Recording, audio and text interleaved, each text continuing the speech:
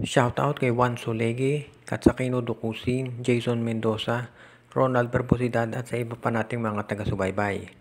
At ngayon ang balita natin, itong NLEX Road Warriors daw ay merong ino-offer na trade dito sa Magnolia Chicken Templados.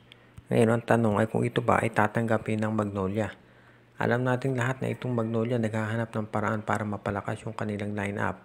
At syempre ang isa dyan ay yung titignan nila kung paano sila makapagagawa ng additional na mga trades o kaya pagkuha ng mga players sa free agency.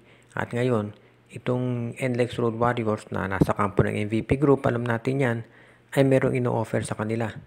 At ito raw ay gustong ibigay ng NLEX itong si Ato Ular dito sa Magnolia Chicken Templados, kapalit naman ni Rom De La Rosa.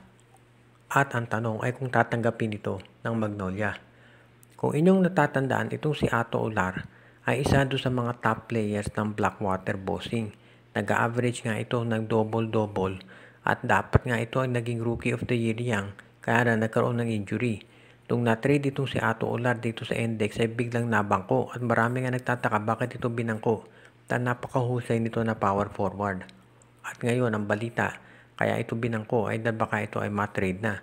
At ngayon baka ito ay mapunta dito sa Magnolia Chicken Templados. At ang hinihiling na kapalit ng NLEX ay itong si Rom De La Rosa. Si Rom De La Rosa ay isang two-way player, may opensa at may depensa. At mukhang yan ang hinahanap nitong si Coach Frankie Lim. Dahil yan ang kinakailangan nila ngayon, yung isa pang scorer. Dahil itong si De La Rosa may 3-point shot, itong si Olara ay wala. At mukhang yan ang kinakailangan ngayon ng NLEX. So abangan natin kung tatanggapin ng Magnolia itong ino-offer ng NLEX. Kadalasan dito sa Phoenix Fuel Masters pag napag-uusapan yung mga trade, ang nababanggit dyan ay itong si Jason Perkins sa Tyler Tio. Pero ngayon mukhang ang kailangan natin tignan dito ay baka itong si JV Mocon ay mag-request din ng trade. Kung inyong maaalala, itong si JV Mocon naglalaro niya sa Rain or Shine.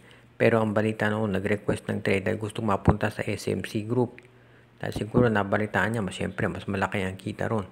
Pero hindi yan nangyari at ito ay na-trade dito sa Phoenix Fuel Masters. Kaya tignan natin ngayon kung matutuloy yung kanyang request na ma-trade na dito naman sa MVP Group.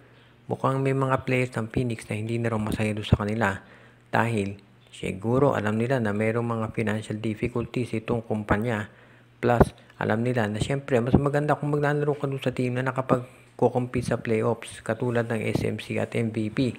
Kaya ngayon, kung katulad ni Jason Perkins at Tyler Tio, ito si JV Mocon ay gusto nang maglaro dito sa MVP o SMC teams. Ang tanong ay kung ito ba ay mangyayari. Dahil syempre alam natin na marami kinakailangan dyan na maganap at kung ikaw naman yung Phoenix, hindi mo basta-basta ibibigay ito si Mocon. Dahil mahusay din yan na player, hahanap muna sila ng magiging mahusay din na kapalit ito. Ang tanong nga lang ay kung anong team ang papayag dyan.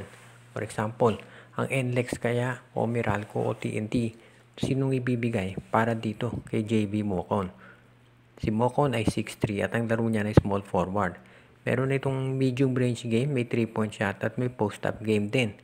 So kung makatutulong ito dito sa TNT, sa Meralco o sa NLEX, ang magiging tanong na lang dyan ay kung sino hihilingin ng Phoenix na kapalit. So yan ang aabangan natin dito kung ano ang gagawin ng Phoenix Fuel Masters kapag nag-request na ng trade. Ito si JB Mocon.